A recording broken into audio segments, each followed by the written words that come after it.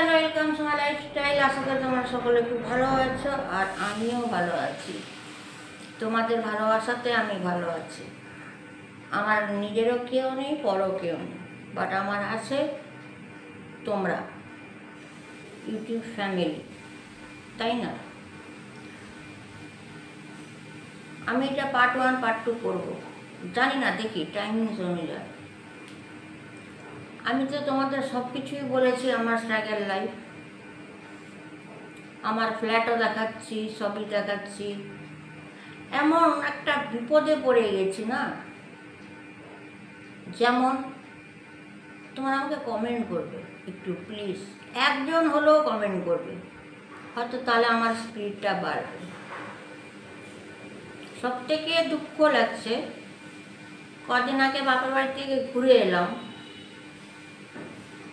এই মণ্ডল বাবু আমার বাবা মাকে, ভাইদের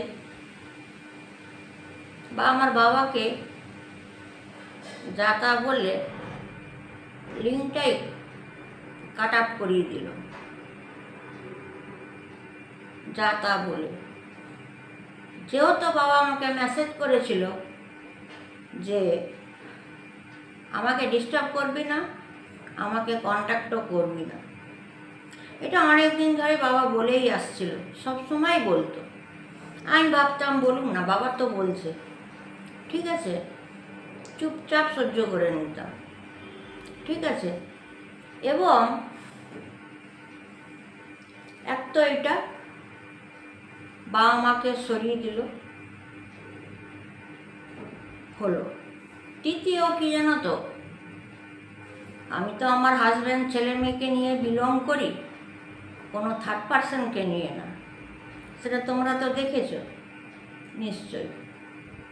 প্রত্যেকবারই ফ্ল্যাট দেখাই, বলি যে এই ফ্ল্যাটটা কেনা হলো, পাঁশকুড়া বাজারে 2টো ফ্ল্যাট রেডি হচ্ছে, যে বিল্ডাররা নিয়েছে এটা আমাদের 3 জনকেই দেবে, 2 ভাসুর আমার হাজব্যান্ডকে, সবই শেয়ার করেছি,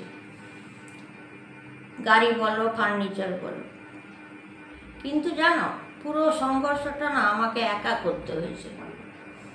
গত 4 বছর আগে তো খেয়েছি গালাগালি, ছেড়ে দাও, 4 বছর ধরেই বলতে পারো বাবা মায়ের কাছে ফোনে যা আমি বকা খেয়েছি। যেমন বাবা বলেই দিল, 1000বার বলতো, বাবা লিখেই দিল ডিস্টার্ব করবি না, আর কোনো নো কন্ট্যাক্ট, ঠিক আছে। এবার তো আমাকে একদমই চুপ থাকা উচিত, যেটা দুঃখের সহ আমাকে হোয়াটসঅ্যাপ 2টো উড়িয়ে দিতে হলো। উড়িয়ে আমি ইচ্ছে করে দিলাম, ইচ্ছে করে উড়িয়ে দিলাম। কেন জানো? 70 পার নেই। আর এটা হচ্ছে একমাত্র মণ্ডল বাবুর জন্য। তারপর যখনই বাবা মা কল করুক বা আমার ভাইরা কল করুক, যে যা তামাশা করে যাচ্ছে, কি হচ্ছে, সব বকাগুলো আমাকে খেতে হতো, আর আমি হজম করতাম, সব সময় আমি হজম করে নিতাম। আমি একটা মেয়ে কতদিন সহ্য করবো গো, তোমরা বলো? মা বাবারা যখন কোনো এই তোর ঝুম্পা কোথায়, এই মণ্ডল বাবুর জন্য 3টে বছর ধরে লুকিয়ে রাখতাম। তারপরে উঠে গেল ছেলে, 2 বাচ্চার মাকে প্রেম করে। যতই সত্য বলছি, কেউ মানতে রাজি না। তোমরা বলো কতটা আমি ঝেলবো? ভালো, আমি হাউসওয়াইফ, কোনো চাকরি করি না। আমার হাজব্যান্ড যখন আমাকে হাতে টাকা দেবে, তবেই আমি বাইরে বেরিয়ে একটা মার্কেটিং করব, শপিং মল যাই, রেস্টুরেন্ট যাই, বা বাপের বাড়ি যাই, সে দেবে তবেই যাব। এবং এই কথাটাও কেউ বলতে পারবে না যে আমি এমন কাজ করে দিয়েছি যে মুখ দেখাবার মতো না। আমি আমার হাজব্যান্ড, ছেলে মেয়ে নিয়ে সংসার করছি, কেউ বলতে পারে না। দেখা কেউ একটা প্রমাণ, তাও কথা শুনতে হয়। জানো। এবং এই মণ্ডলবাবু আমার এই 6 দিন আগেকার কথা, আমার নামে আমার বাবা মাকে যাতা বলে ইউটিউব এই যে সোমা লাইফস্টাইলটা দিয়েছে, দিয়ে খুব ভালো করেছে। কেন বলো তো?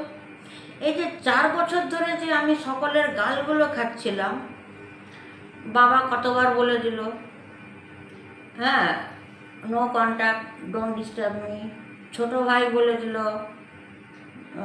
বাবা বলেছে, তখন মায়ের চোখে অপারেশন হচ্ছিল, তখন বলে দিল যে বাবা বলেছে আমরা মারা গেলে তোর দিদি যেন না আসে, তোকে জানাতে বললাম, জানিয়ে দিলাম। তাও আমি হজম করেছি। আবার ভাই বলল, তুই নিজের সংসারটাকে এত হলো কেন গুছাতে পারছিস না? আরে গুছিয়ে তো আছি, কোথায় আমি গুছিয়ে নেই? কেউ আমাকে তোমরা বলতে পারো?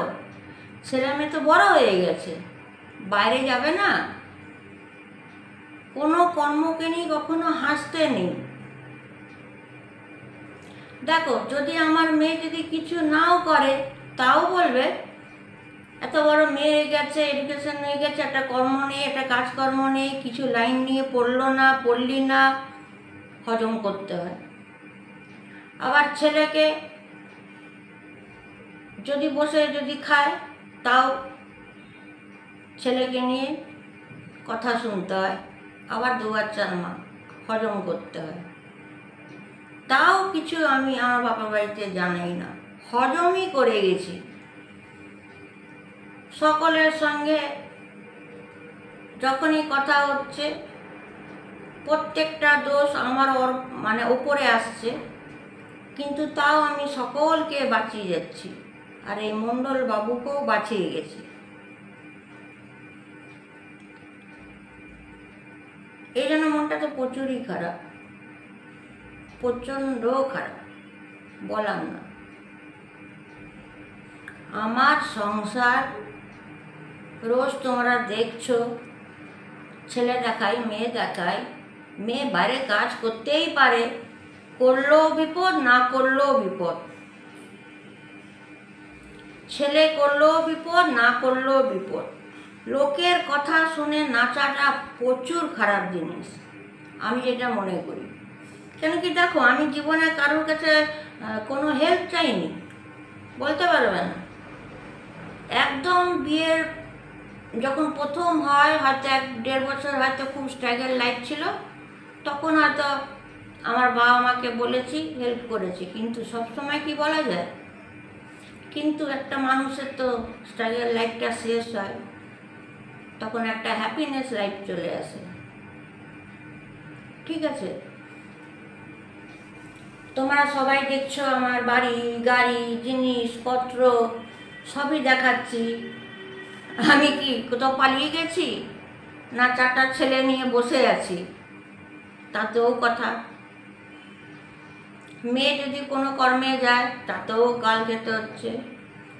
ছেলে যদি কিছু করে, তাতেও গাল খেতে হচ্ছে। তাও চুপচাপ আমি সহ্য করে গেছি এতদিন। আমার ভাগ্যটাই না খুব খারাপ, জানো। কেন বলছি? বড় বড় এনআরআই যা সিনেমা আর্টিস্টদের দেখো, ওদেরও মনে যেমন শান্তি নেই, তেমন আমারও। আমি ভাবি, কেউ যদি আমাকে 1% চিনতে পারত। আর এই মণ্ডলবাবু এমন ভাঙিয়ে দিয়েছে না, আমার যে বড় ভাই নিজে ভালো করে কথা বলে না। আগে তার বউ 24 আওয়ার্স কথা বলতো, কথা বলে না, খুব খারাপ লাগে। 2 ভাইজি কথা বলে না, এটাও খুব খারাপ লাগে। কেন ভাই? আমি দিদি হয়ে কি ভুল করলাম? ভুল করেছি না ওকে আমি উপকার করেছি, সেটা আমার বড় ভাই বলবে। ছোট ভাইও বড় ভাই জানার চেষ্টা করলো না, সব জিনিসে এড়িয়ে গেল। যেহেতু আমি আলাদা করে পার্সোনালি বলছিলাম, সব তো বাবা মাকে বলা যায় না। বেশ ছোট ভাইও একটু আইডেন্টিফাই করলো না, সেও এরকম বলে দিল, বাবাও কন্ট্যাক্ট করতে মানা করে দিল। এই মণ্ডলবাবুকে আমি জবাব দেব। আমার পুরো ফ্যামিলিকে আমি নিজে একা ট্যাকেল করি, ঠিক আছে? I don't care any member, okay? এটা কিন্তু মণ্ডলবাবু তোমাকে বললাম। আসছি লং ভিডিও নিয়ে, ওয়েট অ্যান্ড ওয়াচ।